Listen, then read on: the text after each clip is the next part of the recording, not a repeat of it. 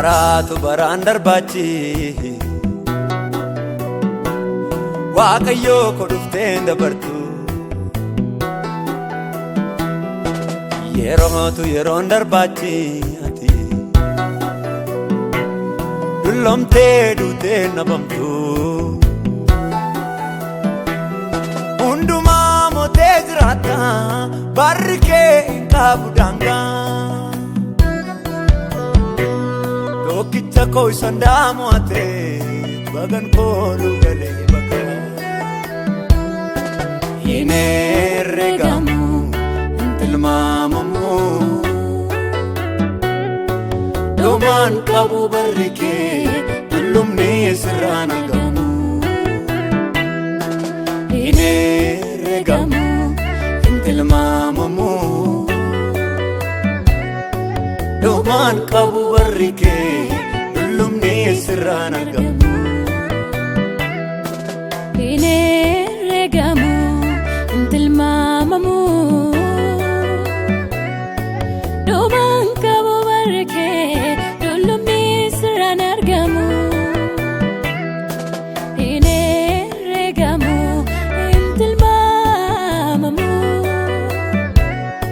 dhumaan qabu barri kee dullumni sirraan argamu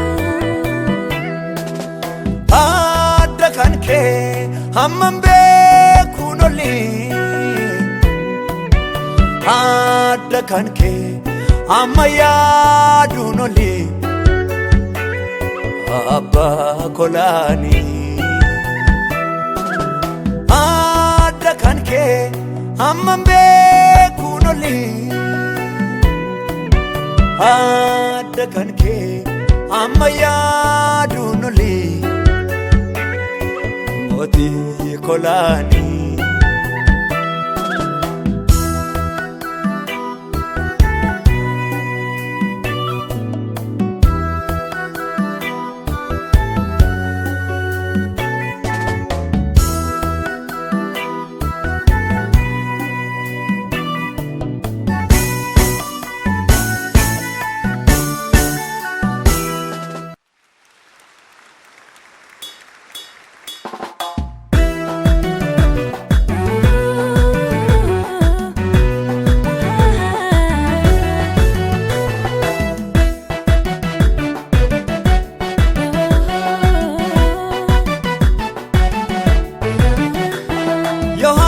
Namate wareegame dhalli namaa Biiftuun ifa ishee dhabdee guyyaan ta'e dukkanaa Hin gurguru abdii koo haadha koo bara ijoollummaa Yesuus koo qabaachuun anaaf taala hundumaa Hin gurguru abdii koo haadha koo bara ijoollummaa Yesuus koo qabaachuun anaaf taala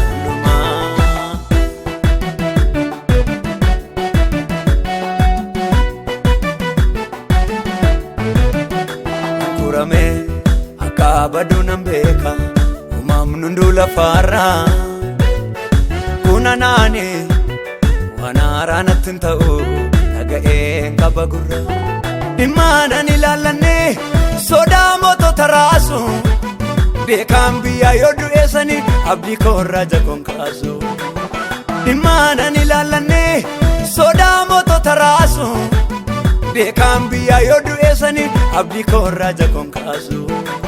Abdii koo irraa jagoon kaasu Abdii koo irraa jagoon kaasu Abdii koo irraa jagoon kaasu Abdii koo irraa jagoon kaasu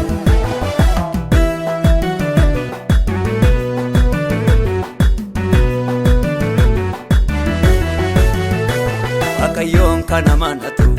qaaniidhaan lafaan ilaalu sanyii waan rabbii qabaniti horiyyuu kan lafa dhaalu iji kee banaaf argeera isa caalu kan naaf malu miira koon jarjareen deemu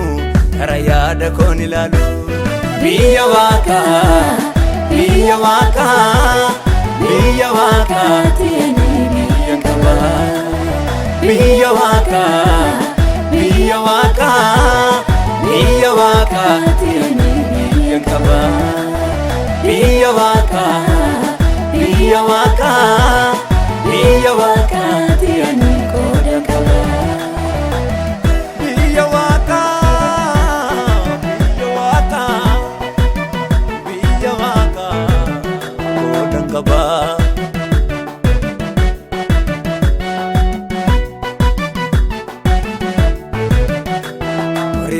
ilaalaan deema har'a koorra qaarisee ani deemsa ofinnoo ogolee of laaffisee kakuunaaf jiru lallaba ofii kootti odeessa haalli ciimee ulfaates abdii jira isa keessa biyya waaqaa biyya waaqaa biyya waaqaa biyya qaba biyya waaqaa biyya waaqaa biyya waaqaa qoodan qaba.